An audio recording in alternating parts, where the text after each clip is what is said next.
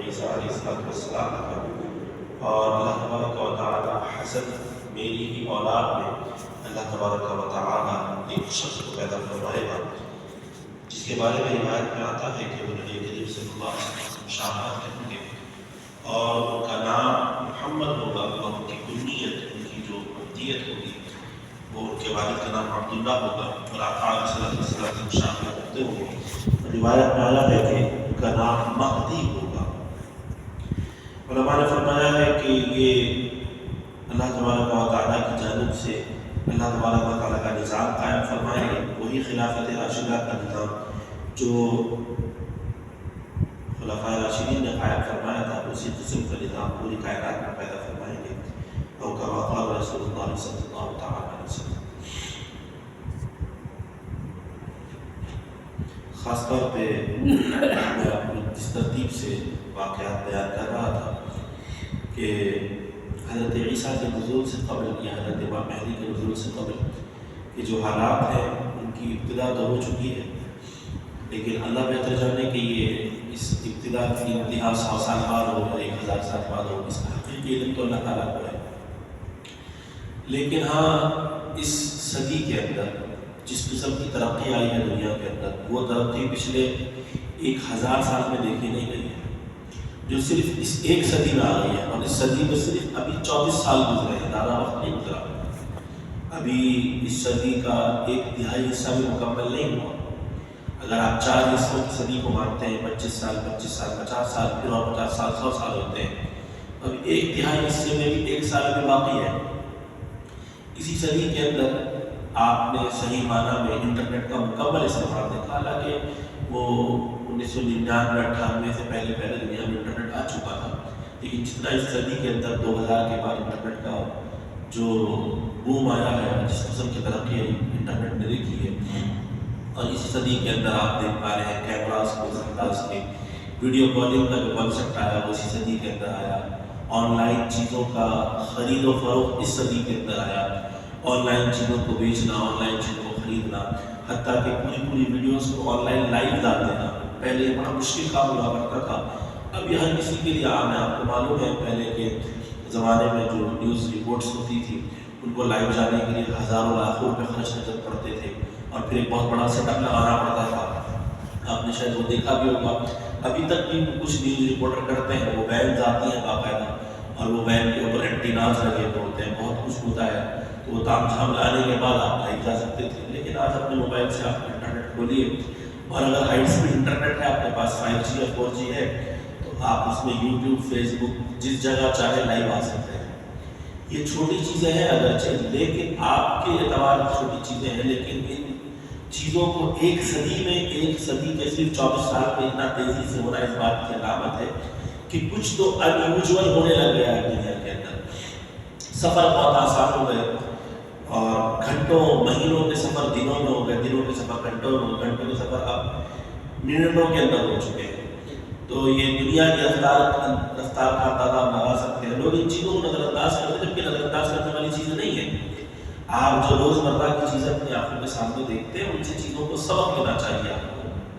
اب ہوا کیا کہ نبی کریم صلی اللہ علیہ وسلم کی ایک حدیث ہے، ایک روایت اس میں آتا ہے کہ دجال جب کلام کرے گا، دجال جب بات کرے گا تو اس کی بات کو ساری دنیا سنے گی۔ آج سے 1400 سال پہلے یہ بات کا اندازہ لگانا مشکل تھا، حالانکہ نبی کو تو اللہ تعالیٰ نے علم عطا فرمایا، علم غیب عطا فرمایا، اور حضور کو جو چیزیں دکھائی گئی ہوں گی، لیکن صحابہ کے لیے، تابعین کے لیے، اس زمانے کے اولین لوگ ہیں، ان کا ایمان دیکھیں کتنا مضبوط تھا۔ آج تو اس بات کا کوئی اندیشہ ہے، آپ مان سکتے ہیں اس بات کو، لیکن 1400 سال پہلے یہ بات کہنا کہ دجال جب کچھ کہے گا تو اس کی بات کو دنیا سنے گی، کیسے ممکن ہوگا؟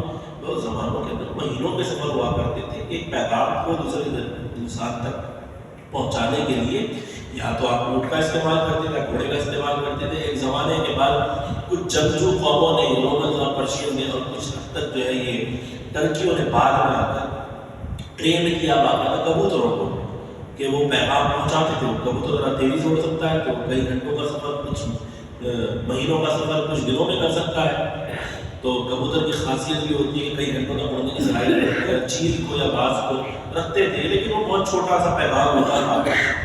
وہ کیا کہتے ہیں اسے، ایک چٹھی پہ لکھا ہوا کچھ پیغام، جتنا اس کے بچے میں آ سکے، جتنا وہ اپنے حلق پہ باندھ کے اڑ سکے، بس اتنا ہی پیغام ہوتا تھا. اور وہ بھی اگر نے غلطی سے دشمن خواب میں دیکھ لیا، مثال کے طور پر ان کے علاقے سے اڑ رہا ہے، تو اس کے لیے باقاعدہ تیاری ہوتی تھی کہ وہ دشمن خواب ان کے جانوروں کو مار کے نیچے گرا دیتے تھے، وہ پیغام کو پڑھ لیتے تھے. آج کل ایسا نہیں ہے. آج آپ یہاں سے بیٹھ کر امریکہ میں جسٹ ابھی اسی وقت اگر آپ چاہیں امریکہ میں، یوروپ میں، انگلینڈ میں، کینیڈا میں کسی سے بات کرنا چاہیں تو آپ آن لائن کھولیے، ویڈیو کال لگائیے اور آپ بات کر لیجیے. میں خود کئی مرتبہ امریکہ کچھ لوگ کو بھی پڑھانا پڑتا ہے، کچھ مسائل بتانے ہوتے ہیں ویڈیو کالنگ پہ یا ابوظہبی میں. دنیا کے ہر کونے میں آپ بات کر سکتے ہیں آج. تو شاید ایک طریقے سے دجال کا وہ جو حصہ تھا وہ اس طرح مکمل ہو جائے گا. تو یہ تو بہت عام بات ہو چکی ہے. ایک یہ چیز ہے کہ اللہ تبارک و تعالیٰ اسے اتنی طاقت عطا فرمائے گا کہ پوری دنیا کی معیشت اس کے ہاتھ میں ہو. یہ بھی بڑا آسان ہے آج کے زمانے میں. میں نے کل بتایا تھا، اس سے پہلے پرسوں بتایا تھا کہ اب جو بیج آتے ہیں وہ ایسے نہیں آتے کہ جس سے فصل دوبارہ اگائی جا سکے. تو اب یہ چند کمپنی ہے جو بیجوں کو کنٹرول کرتی ہے، چند کمپنی ہے جو فوڈ کی پوری سپلائی کنٹرول کرتی ہے. صرف چند کمپنیاں بچی ہیں دنیا کے اندر جو زیادہ تر بڑے نظاموں کو مکمل طور پر اپنے ہاتھوں میں رکھی ہوئی ہیں. اور ابھی ایک نئے کانسیپٹ پہ کام چل رہا ہے. اب آہستہ آہستہ ان چیزوں کو بڑھاوا دیا جائے گا. آپ کے ملک میں تو یہ کام ہونا بھی شروع ہو چکا. آپ آدھار کارڈ جانتے ہیں؟ آپ کا آدھار کارڈ، آپ کے آدھار کارڈ کو اگر ڈسکنیکٹ کر دیا جائے یا بند کر دیا جائے یا ریجیکٹ کر دیا جائے تو آپ کا اس ملک میں کوئی ایگزسٹنس نہیں ہے. سب سے پہلے آپ کی سم بند ہو جائے گی کیونکہ وہ آدھار کارڈ سے لنک ہے، اور دوسرے ہی منٹ میں آپ کا بینک اکاؤنٹ بند ہو جائے گا. چلے گا، وہ رہے گا، اس میں پیسے پڑے ہوئے رہیں گے، لیکن آپ کا ایگزسٹنس ختم ہو جائے گا. اس کے اندر گورنمنٹ چاہے اگر کسی کے لیے ایک لمحے میں چاہے صرف ایک آدمی کے آدھار کارڈ کو بند کرنے کی ضرورت ہے، اس آدمی کا وجود ختم ہو جائے گا اس ملک سے. آپ رہتے رہیے زندہ، آپ بولتے رہیے، پھر آپ چکر لگاتے رہیے، کرتے رہیے کہ صاحب میری سم نہیں چل رہی ہے، میرا آدھار کارڈ لائیے. ہاں ممکن ہے، آج اس کے آلٹرنیٹیو موجود ہیں کہ آپ کسی اور کی سم یوز کر سکتے ہیں، آپ کسی اور کا اکاؤنٹ یوز کر سکتے ہیں، لیکن ظاہر سی بات ہے اگر آپ کو گھر کا بندہ نہیں تو آپ کو نہیں دے گا. یہ سب چیزیں کس طرف جا رہی ہیں؟ یہ سیکیورٹی کی طرف نہیں جا رہی ہے، کنٹرول کی طرف جا رہی ہے. ون ورلڈ آرڈر کی جو بات کی جاتی ہے یہ تو مسلمانوں کو خیر پتہ بھی نہیں ہوتا. مسلمانوں کا طبقہ تو بس صبح نہ پائے مل جائے، نہاری مل جائے، ڈوسا مل جائے، اڈلی مل جائے، ایسے میں خوش ہیں لوگ. تو ہم اس سے باہر ہی نہیں رہ پاتے. تو اتنے بڑے انٹلیکچوئل لیول کی باتیں کرنا یا بیانات ہونا یہ تو ہوتا ہی نہیں ہمارے درمیان. تو ہمارا تو بس سارا فلسفہ یہی ہوتا ہے کہ میرا بچہ پڑھ لکھ کے جاب کرنے لگ جائے، 20-25 ہزار 50 ہزار روپے کمانے لگ جائے، بس میری دنیا کامیاب ہو چکی. نہیں، حقیقی معنی میں جس طرف اپنی دنیا جا رہی ہے وہ دنیا اس طرف جا رہی ہے کہ یہ صرف چند لوگوں کے ہاتھ میں کنٹرول آ جائے گا، اور آ چکا ہے. آپ کو معلوم ہے جس ملک میں آپ رہتے ہیں اس ملک کی تقریباً آدھی سے زیادہ ویلتھ صرف 1% لوگوں کے ہاتھ میں ہے. 1%، 10% نہیں، 50% نہیں، صرف 1% لوگوں کے ہاتھ میں اس ملک کی آدھا سے زیادہ ویلتھ ہے. اور پھر نچلے 70% لوگوں کے ہاتھ میں صرف 15 سے 20% اکانومی اور ویلتھ ہے.